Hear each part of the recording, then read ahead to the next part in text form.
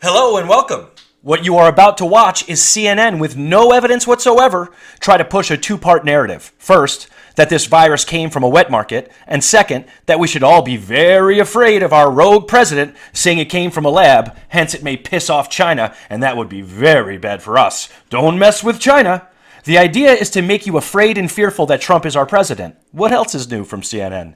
But the deeper issue here are the financial ties that our media has with the communist country, thus ensuring you will never hear the truth from them regarding China, not ever. Tomorrow's video will dive deep into these financial ties, but for now, let's just watch our media try to create a pro-China false narrative. We hope that you will like, share, and comment on this video, as content like this will never be promoted by YouTube. On the contrary, they will try to stifle it. So it's only through your help that messages like this can get out. Please enjoy. Welcome to Media Decoded. Welcome back. Intelligence shared among key U.S. allies indicates that the coronavirus most likely spread from a market in China. Okay, so here we have their narrative, and that narrative is that the virus most likely came from a wet market. Now, this is important to keep in mind because it's completely false, yet it's the narrative they will try to put forth. Just watch. Not from a lab in Wuhan. This appears to contradict recent claims by the President and the Secretary of State, Mike Pompeo. With us now is National Security Correspondent Alex Marquardt. And Alex, your reporting this morning is that the growing assessment in the intel community and among U.S. allies is what? So keep in mind here that we're not going to find a smoking gun. There is no smoking gun. The smoking gun was discarded by China. They killed scientists, silenced them. They destroyed samples of the virus in their lab. They put a gag order on all involved in the initial outbreak, and then the next day issued a statement to its labs that they must have better security protocol.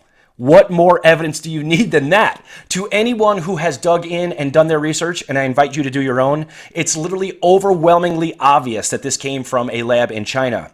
Can we point toward the exact moment of original transmission? No, we can't, and we never will. But all the best evidence suggests that this came from a lab, and virtually none of it points toward a wet market. By the way, I made a 45-minute video on the evidence pointing toward this coming from a lab. I invite you to check out my channel and check out that video. But I digress. Let's get back to what we were talking about when we call something a growing assessment. One person convinced another. Now you have two people and it's officially a growing assessment. Let's see who these assessors are, who they work for, what their background is, and what actual evidence they have. I can't wait. Well, the growing consensus among America's closest intelligence partners is that this virus came from a market in Wuhan, not from the lab. Here's your narrative again, with no proof, mind you. And that leaves the Trump administration really alone on the world stage in pushing that theory that it did escape accidentally from a lab. I spoke with one Western diplomatic official who has seen the intelligence, who said that it's highly unlikely that it came from the lab, highly likely that it came from the market. Wait, what? You spoke to a Western diplomatic official? One of them? And this is your source for the growing assessment? One official who ever so conveniently goes unnamed? Why is he unnamed?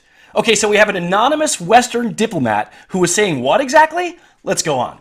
And they share some of the most relevant and sensitive intelligence in the world among themselves. And so I took that to another Five Eyes official who agreed that that was this assessment that they are coalescing around. Okay, so we have a second anonymous official. Why is everyone afraid to put their names on this? All you're claiming is that you agree it came from a wet market, which is completely politically correct. Why on earth would you fear putting your name on that? No danger at all, no risk at all. Makes no sense. Putting your name on it came from a lab and putting that to the world stage, now that's something you might want to remain anonymous about, at least in the short term. But to simply say people are agreeing that China was telling the truth? Why on earth would you stay anonymous? We need to get some information from this guy before we can take what he says with any sense of credibility. Please go on. And Poppy, it's not just officials behind the scenes saying this. You have the Prime Minister of Australia, Scott Morrison, saying nothing that they've seen indicates that the virus comes from a lab. Okay, and did he say that he had any evidence that said it came from a wet market? Since that's your narrative, that it probably came from a wet market? No, he didn't. The WHO saying that they have seen no evidence of that either. Nothing really from international partners that lines up with what Secretary of State Mike Pompeo called significant evidence that the coronavirus escaped from that lab in Wuhan. Okay, so now you've named two people / organizations. One was the WHO, and oh my god, the WHO. Can we count the ways they have parroted Chinese propaganda throughout this pandemic? First, China's doing a great job. Then it's don't ban travel from China. Then it's face masks will get you sicker. Stop with the WHO. And that leaves us with just one named person. And that's the Prime Minister of Australia. And what is it that he said? Well, I'll tell you what he didn't say. He didn't say it most likely came from a wet market like you're purporting. All the Prime Minister did was put out a measured and politically correct statement simply saying that he hasn't seen conclusive evidence that it came from a lab. Now, what the reporter left out is that Australia is still looking into the evidence because this time they haven't come to a concrete conclusion. Mind you, he's the only one of the 5 countries in the Five Eyes report that came out at all. And mind you, he didn't reject the theory. Nor have any others. In fact, all the evidence suggests just the opposite, as the UK Prime Minister is heavily weighing the prospect of the fact that it came from a lab. As well, all 5 countries are still investigating the origins of the virus and are hesitant to say anything on the topic until the investigation is finished. It makes perfect sense to anybody with a thinking brain. Now let's go back to this statement he made right here. Nothing really from international partners that lines up with what Secretary of State Mike Pompeo called significant evidence that the coronavirus escaped from that lab in Wuhan. Yeah, nothing except for the fact that all 5 countries are still conducting an investigation into it because they have not concluded that it came from a wet market like you're purporting. Nothing except for the fact that the UK is heavily weighing the idea that it came from a lab. And nothing except for the fact that the majority of US spy agencies believe the virus escaped from a lab. Yeah, that sounds like nothing to me. I mean, Alex, one of the issues also here that is so important, obviously you want to know for sure the origin, but it's also about what the retaliation is, right? And here we have it, the retaliation. Here's the introduction to the second narrative, the danger of messing with China by calling them out on their corruption and deceit. According to CNN, we should be very nervous to point a finger at China regarding anything. And you had the Secretary of State this weekend talking about ultimate retaliation, which could be another imposition of additional tariffs, which could have a host of ramifications on the U.S. economy right now as it's already on its knees. Yeah, it doesn't matter at all what China does. They could do whatever they want, but just don't mess with China, man. It's going to be really bad for us. It'll be terrible for America if you mess with China at all. Leave them alone. They're fine. And there's a reason for this. There's a reason you're always getting a China spin on everything they do, and they're so pro-China. It's because they're financially in bed with them. Again, video tomorrow showing all the ties between our American media and China. Well, it's clear that this is a political play. This is something that, you know, if you don't have your international partners lining up in some sort of agreement with you, then, and you're isolated like this, it becomes painfully clear that this is more political. Okay, so 2 things here. First, regarding no one aligning with the United States, you've offered no proof whatsoever that this is the case. The only solid thing you brought forth is Australia's Prime Minister making a measured statement that he hasn't seen conclusive evidence of the lab theory at this time. That's it. Other than that, 0. And again, he's in the midst of an investigation. It makes perfect sense that you don't want to come out with anything strong until the investigation is complete. So you offer 0 proof that we are isolated in this lab theory, and you use this false narrative to promote the fact that Pompeo and Trump saying it came from a lab is political, which in itself makes no sense at all because you know Trump does everything he can to praise foreign leaders that he has to negotiate with. Why on earth would he want to say something negative about China that he has no evidence for? Well, he wouldn't. He's saying it because 75% of our intelligence agencies are saying they believe it came from a lab, thus not political. What that does in terms of the intelligence community is it puts them between a rock and a hard place, and we saw that last week when we saw the U.S. intelligence community come out and not really line up with the Trump administration, but say we are still looking into both of these theories, the market and the lab. And now the U.S. intelligence community has taken that one step further, saying that there is evidence for both of those. Wow, did he just leave out the most important piece of information he could have possibly given? He says there was evidence to both, but leaves out the fact that there is much more evidence for one than the other. Here's a report that came out just last week, basically saying, yes, it's true what he said. There's evidence to support both, but more evidence to support the lab theory.